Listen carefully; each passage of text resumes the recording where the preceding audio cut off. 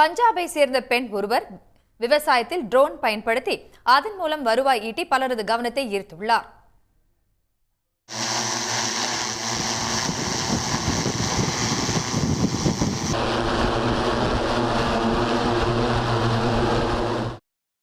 பெண்கள் சாதிக்காத துறைகளே இல்லை என்று சொல்லும் அளவுக்கு அவர்களின் பங்களிப்பு பல்வேறு துறைகளிலும் வெளியரங்கமாகி வருகிறது. குறிப்பாக சுய தொழில் செய்ய நினைக்கும் கிராம பெண்களுக்கு சுய உதவி குழுக்கள் இன்றியமையாத வரப்பிரசாதமாக மாறியிருக்கிறது. இக்குழுக்கள் கடன் உதவிகளை வழங்கி எதிர்காலத்தை வளமாக்கிக் கொள்ள வழிவகை செய்வதே இதற்கு காரணம். அந்த வகையில் வடக்கு பஞ்சாபை சேர்ந்த ரூபிந்தர் கவுர் என்ற பெண் விவசாயத்தில் ட்ரோன் பயன்படுத்தும் பயிற்சியை சுய உதவிக்குழு மூலம் பெற்று தன்னந்தனியாக சாதித்து வருகிறார்.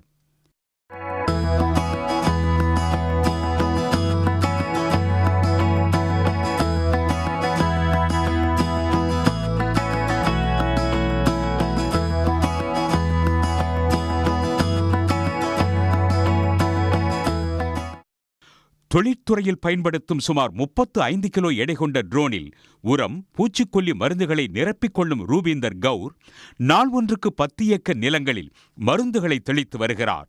இதன் மூலம் தனக்கு சுமார் 5000 ரூபாய் வரை வருமானம் கிடைப்பதாக அவர் தெரிவிக்கிறார்.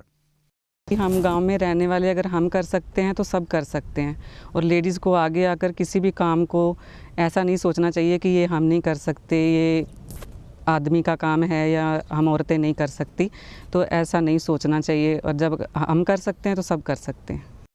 வேளாண் பணியில் ட்ரோன்களை பயன்படுத்துவதால் தண்ணீர் மற்றும் விவசாய தொழிலாளிகளின் தேவையை குறைக்கிறது. இத்திட்டம் வட மாநிலங்கள் மட்டுமின்றி தமிழ்நாட்டு பெண்களுக்கும் புத்துயிரளிக்கும் திட்டமாக மாறியிருக்கிறது.